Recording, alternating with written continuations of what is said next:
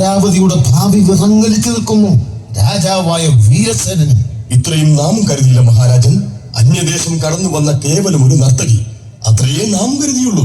രാജകുമാരിയുടെ 18ാം പിറന്നാൾ ദിനത്തിൽ കലാകാരന്മാരുടെ കഴിവ് തെളിയിക്കുന്ന വേദിയിൽ കടന്നു വന്ന് നൃത്തത്തിൽ എന്നെ തോൽപ്പിക്കാൻ ആരുണ്ട് അമരാവതിയിൽ എന്നവൾ ചോദിച്ചപ്പോൾ അവളുടെ അഹങ്കാരത്തിന്റെ കൊമ്പൊടിക്കണം എന്നേ നാം കരുതിയുള്ളൂ. നമ്മുടെ കൊട്ടാരം നർത്തകിമാരിൽ നമുക്ക് അമിത വിശ്വാസമുണ്ടായിരുന്നു. പക്ഷേ അവളുടെ ലാസ്യഭാവങ്ങൾക്കും പദചലനങ്ങൾക്കും മുന്നിൽ കൊട്ടാരം നർത്തകിമാർ ഓരോരുത്തരായി അടിയറവ് പറഞ്ഞപ്പോ നാം ഈ രാജ്യം തന്നെ അന്യദേശക്കാരിക്ക് മുമ്പിൽ അടിയറവ് വയ്ക്കേണ്ട ഗതികേടിലായിരിക്കുന്നു. ആദ്യം തണുത്തുറഞ്ഞ ജലപാളികളിൽ, പിന്നെ കാരമുള്ളു തറച്ച തലങ്ങളിൽ, അവസാനം ചുട്ടുപഴുത്ത കനൽക്കട്ടകളിൽ ഈ പരീക്ഷണ നൃത്തം ജയിക്കാൻ അമരാപുരിയിലെ നർത്തകിമാർക്ക് ആർക്കും കഴിയുന്നില്ല മഹാരാജൻ. അപ്പോ വങ്കനാട്ടിലെ മങ്കയ്ക്ക് അമരാപുരി അടിയറവ്.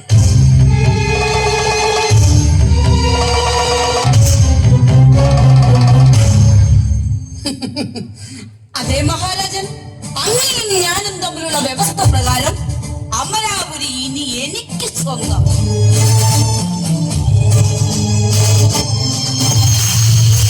അമരാപുരിയുടെ അന്തകയായി വന്ന അസുര ജന്മമേ, അരുത്, അതിവേഗമരുത്. അമരാപുരി മന്നൻ വാഗ്ദാന ലംഘനം നടത്തിയ ഘാതകനെന്ന് പിന്തലമുറക്കാർ പാടി നടക്കാൻ ഇടവരുത്തണ്ട. പിന്നെ രാജ്യം ഇവൾക്ക് തീരെഴുതി കൊടുക്കണമെന്നോ? ഏറ്റുപോയില്ലേ നാം? തോറ്റുപോയില്ലേ? രാജ്യത്തിന്റെ നാഥനാണ് രാജാവ്, രാജ്യത്തിന്റെ സംസ്കാരമാണ് രാജാവ്. അവർ ആരാണെന്ന് നമുക്കറിയില്ല, ആഗമനോദ്ദേശം എന്താണെന്നും അറിയില്ല. പക്ഷെ നിങ്ങളുടെ കലാനൈപുണ്യം അത് നാം തിരിച്ചറിയുന്നു. ഹേ മഹാരാജൻ, എനിക്ക് നിങ്ങളുടെ അനുമോദനം വേണ്ട. വാഗ്ദാനം ചെയ്ത രാജ്യം മാത്രം മതി. എത്രയും വേഗം അധികാര കൈമാറ്റത്തിനുള്ള ആചാരക്രിയകൾ ആരംഭിക്കാൻ ആജ്ഞാപിച്ചാലും. മഹാരാജൻ, ഇവളുടെ ഗൃഹം ഇപ്പോഴും ഒരു വാൾപ്പാട് അകലെ തന്നെയുണ്ട്. മന്ത്രി, അധികാര കൈമാറ്റത്തിനുള്ള ചടങ്ങുകൾ ആരംഭിക്കാം. അമരാപുരി മന്നൻ നീണാൽ വാഴട്ടെ.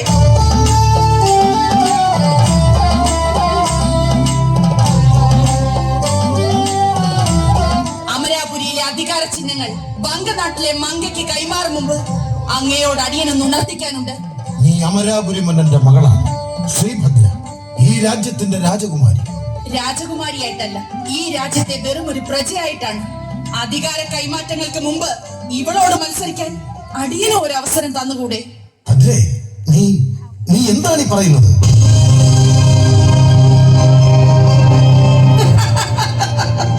പിതാവിന്റെ ആത്മവിശ്വാസം അമരാപുരിയുടെ ഭാവി തന്നെ ഈ വങ്കനാട് മങ്കയുടെ കാഴ്ചവട്ടിലെത്തിച്ചിരിക്കുന്നു.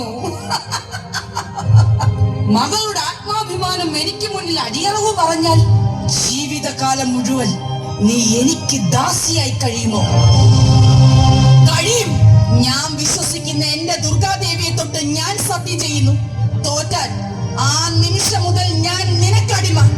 മറിച്ചായാൽ വെറും ഒരു കൃമികീടമായ നിനക്ക് മുന്നിൽ എന്റെ അഭ്യാസ പാടവം അടിയറവ് പറയുമെങ്കിൽ ആ നിമിഷം കാലമുള്ളുകളിൽ ശിരസറിഞ്ഞ് ഞാൻ എന്റെ ജീവൻ വെടിയും. ഇത് സത്യം.